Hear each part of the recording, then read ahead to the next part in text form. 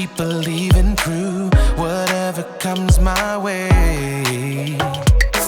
'Cause I put my hope and trust in the only one who's faithful every day. In the darkest night, you are by my side. I'm never alone because I know I can always trust you.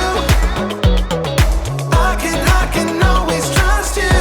Every day and every moment, my future, yeah, you hold it. I know it. I can always trust you.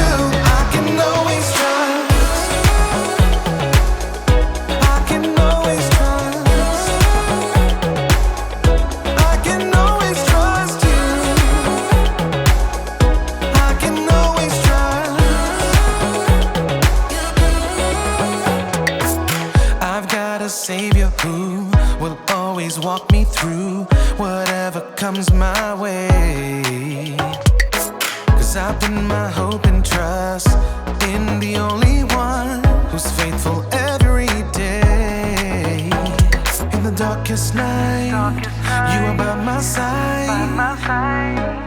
I'm never alone because I know I can always trust you. I can always trust you. Every day and every moment, my future, yeah, you hold it. I know it. I can always trust you. I can always trust. I can always trust you. I can always trust you. Every day and every moment, my future, yeah, you hold it. I know it. I can always trust you. I can always trust. I can always trust. I can always trust you. I can always trust. I can always trust.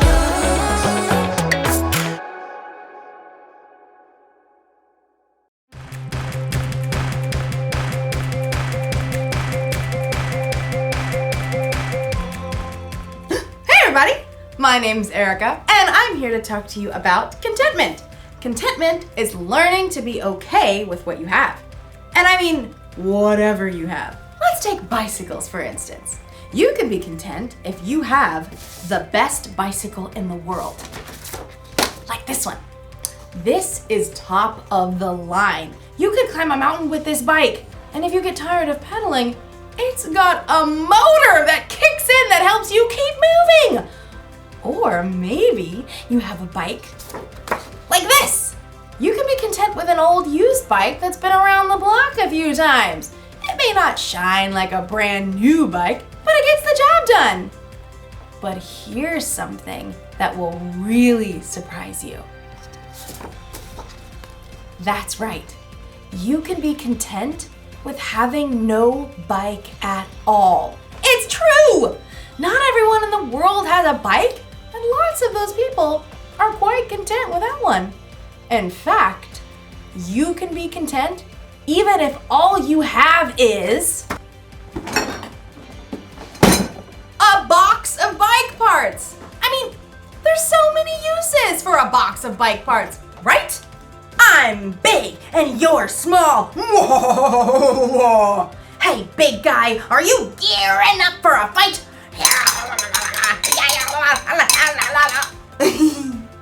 In today's story, we'll hear about the next step after contentment. I think you'll get a real kick out of this story. This is a kickstand. So many uses. Man, all right, I'll see you next time. The Bible. It's 66 books of history, stories, letters, and poetry that fit together to form God's one big story.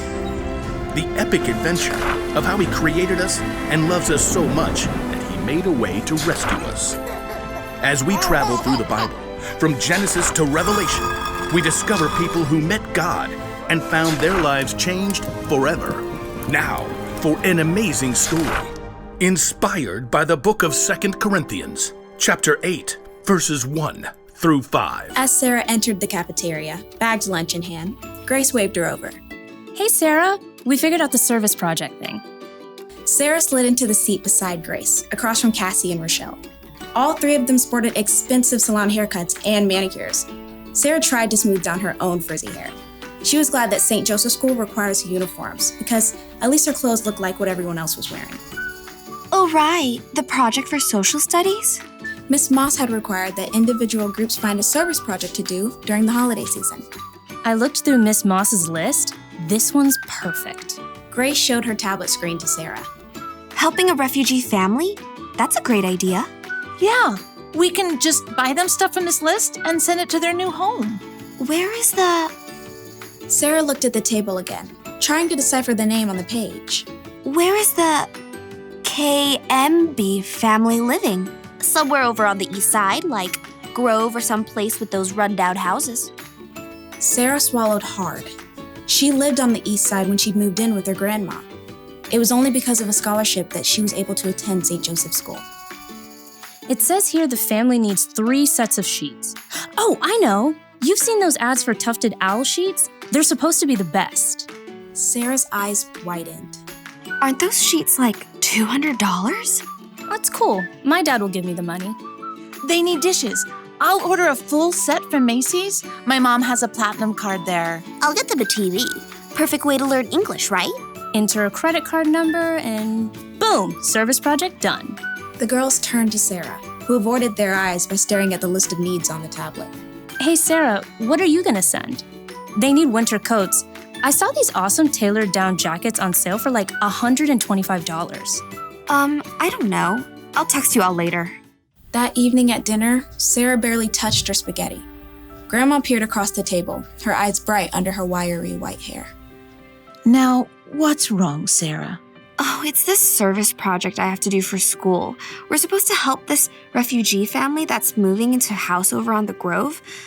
The Kayembes. That sounds like a lovely idea. Yeah, but everyone else is ordering stuff for them. Expensive sheets and TVs and things. The only money I have right now is for bus fare.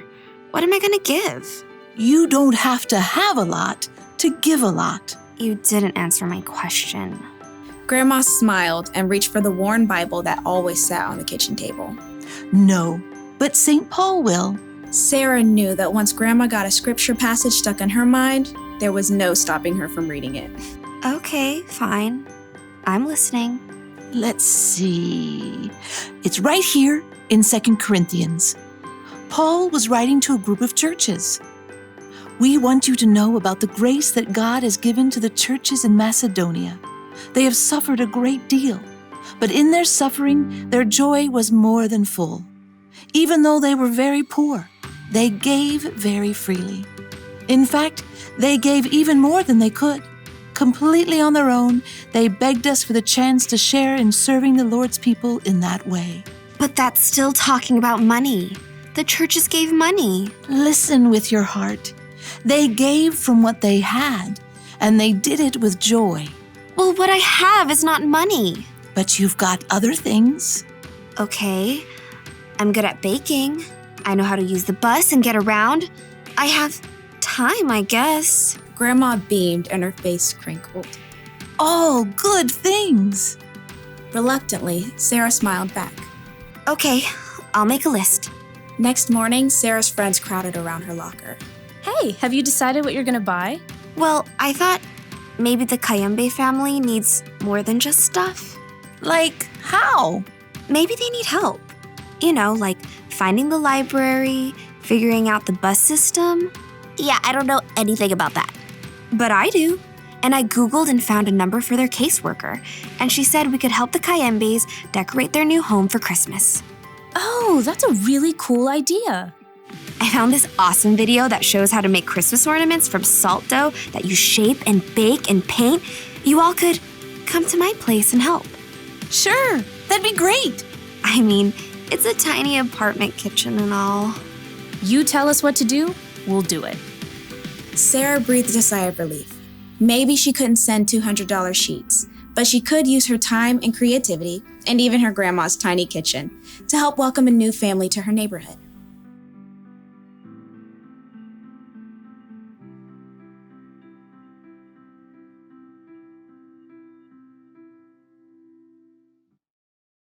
The people in the Macedonian churches didn't have a lot. And yet somehow they were okay with that. They were content. And it was that contentment that made them want to share their time, talents, and resources with others. You see, when you learn how to be content, it makes you really see all the good things you have. You learn to be thankful for what you've been given, and the more thankful you are, the more likely you'll want to share what you have with someone else. Like, maybe I could share these bicycle parts. You know, I'll bet there's a bike somewhere that's falling over somewhere because they need a kickstand. I could give this to that bike. Or someone might need, to replace their chain because theirs is old and rusted or broken. Let's see. These might even help someone hold onto their handlebars a little bit tighter. I could give all these parts away and help a lot of people. You know, we all have something we can give. Maybe you don't have a lot, but you've got something. You may have money or stuff, or you may have strength to help your family around the house with chores. You may have talent to make people happy, or you can have time to spend with people who don't want to be alone. Honestly, you'll truly start to see what you have to give when you learn how to be content. The Apostle Paul wrote that he learned to be content through the power of Christ, who gave him strength. When you put your trust in Jesus, he can give you that strength too. The one thing to remember today is this: you can always use what you have to help someone else. So think about all you have to give and be thankful. Don't forget what I've spoke in. Get it? This is a spoke.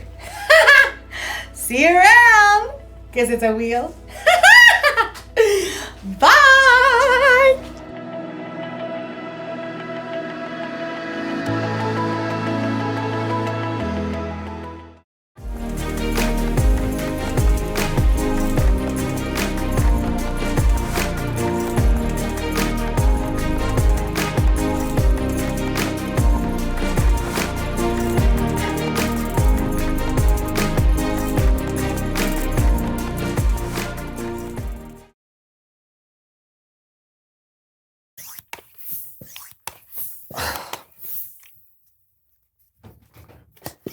Come on.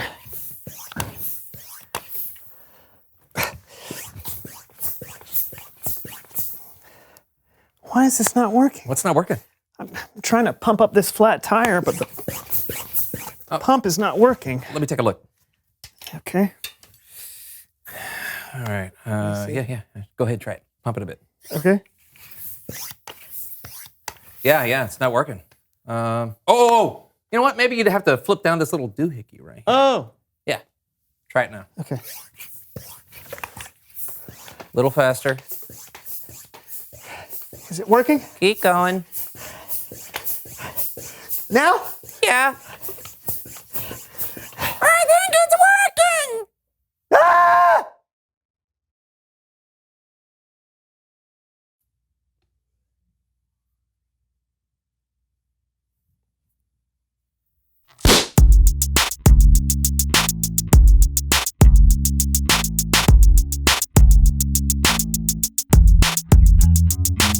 Hey! Hello to each and everyone from far and wide. From high and low. I'm Brandon. I'm John, and this is the So-and-So Show. That rhymes. Yeah, we are so happy to welcome you into John's basement studio. Yes, come see my basement where I fold my laundry. Ah, it's folded. Find popcorn in the oddest places. Mmm. Chewy. Find a place to cry alone after watching a sad movie. Why? Why'd you have to let the sadness overtake you, Artex? Why? Or sometimes, cry with your friends. Why didn't you fight it, Artex? The story is never ending. Why won't the story end?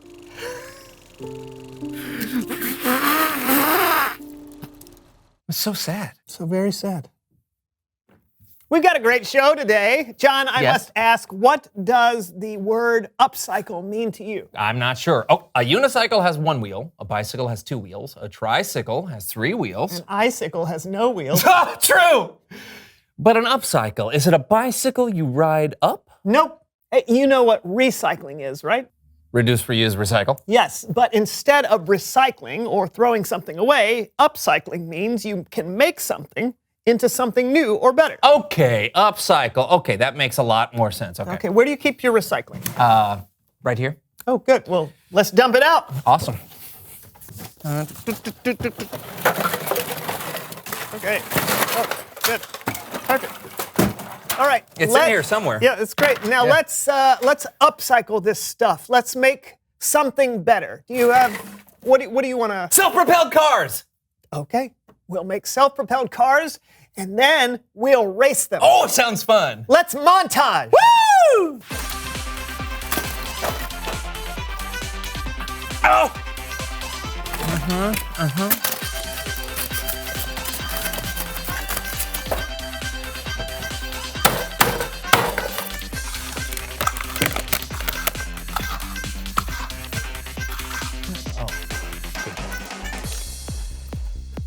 Pretty good, right? Yeah. Oh, yeah. Oh, mine's got a mousetrap. Ooh, dangerous. Hey, Yeah. Don't try this at home without supervision, kids. Exactly. You ready to race?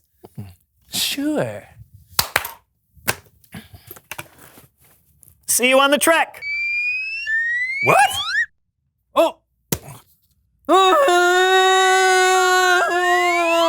Gentlemen, start your engines. I'm so confused. On your mark. Get set. Go! Whoa!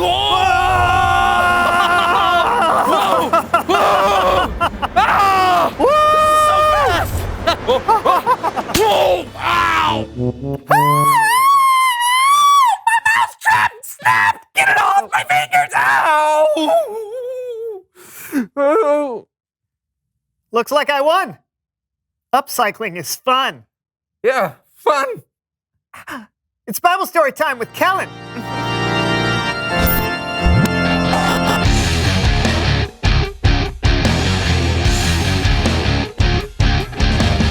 How's it going, Kellen? Not bad, gentlemen. You got a story for us today? I do indeed. Well, by all means, take it away. Yeah.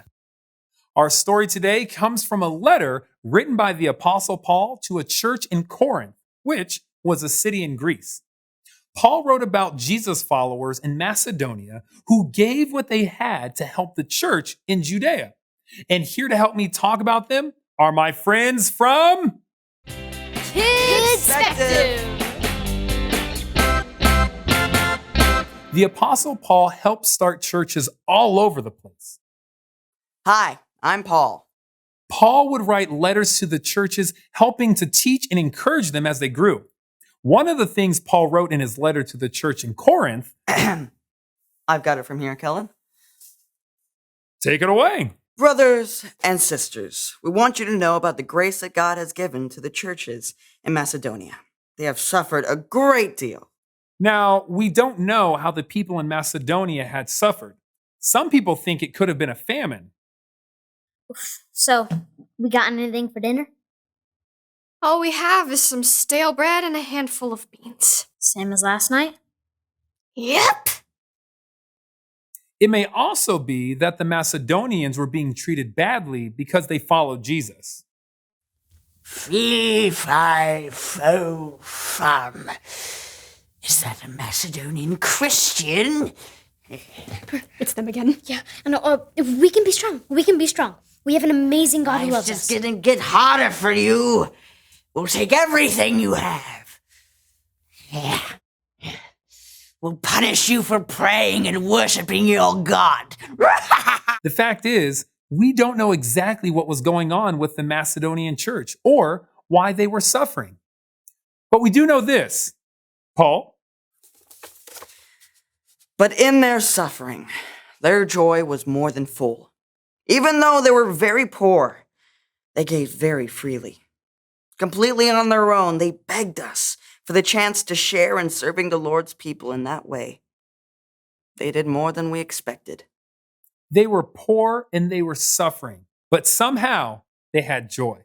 And even though they didn't have much to give, somehow they gave freely. Did you hear? The church in Judea needs our help. Oh, yeah? Yeah. We gotta do something, but we don't really have much to give. Yeah. Oh, do you still have that can of nickels under your bed? I do, yes. And what about you? Do you still have that ultra rare Beanie Boo you won at the carnival? I mean, it's gotta be worth something. Yes, right. Paul? Are these worth something? What is it? Yeah, this will help a lot. Can you afford it? Yeah, our God has already given us so much. We just want to give back. Thank you. Thank you. Not bad. Definitely didn't have nickels or Beanie Boos back then, but I think you get the idea. Even though the Macedonians didn't have much, they were content with what God had given them. So content that they were willing to share what they'd been given. Now, what does that mean for us? Not all of us have a lot of money we can give, but there are other things you can give to others. I'm pretty good at piano, and sometimes my little brother has a tough time learning, so I could help him practice. There's a kid in my class at school that my friends were making fun of. I can tell them that they should stop. Sometimes my granddad likes to tell me stories, and even though they're stories I've heard before, I can still take the time to listen. We all have something to give. We may have money or stuff. We may have talent or time or strength. But like the Jesus followers in Macedonia, we should look for ways to share what God has given us. Thanks for helping tell the story, everyone. Amazing. Okay, anytime. Later, Kellen. Of course, see you later. See you later. Wow, so good. Yeah, didn't the kids do a great job? Yeah, and that was a great story too, Kellen. Absolutely. You know, it's crazy that even though they didn't have a lot, they gave. Mm-hmm. Yeah, it's funny. A lot of times, those with the least amount of money or stuff can be the most content. Maybe when you don't have a lot of stuff, you can more easily focus on the things that really matter. I never thought about that. Yeah. But it's important to remember that no matter how much you have, you always have something to give. No doubt. We'll see you next time. Yeah, thanks, Kellen. See you, fellas. You know what? I got it. It's like upcycling. What is? Well, when we take what we have and we share it with others, it's making things better. Upcycling. Hey, good point. Yeah, it happens occasionally. Reveal the question. How can you use what you have to help others? Yeah, you've already heard some ideas from Kidspective, but why don't you think up some others? And remember, it doesn't have to involve money. No, it can be time. Or your talents. Your creativity. Or your courage. Wait, we're giving them too many ideas. Oh, right. You answer the question. How can you use what you have to help others? And we'll see you next time on the So-and-So Show. See ya. Laundry. Why doesn't it work when I do it? Yeah.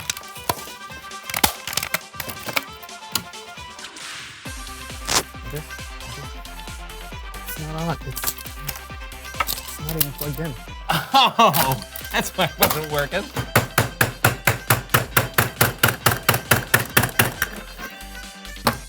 I just needed it dulled.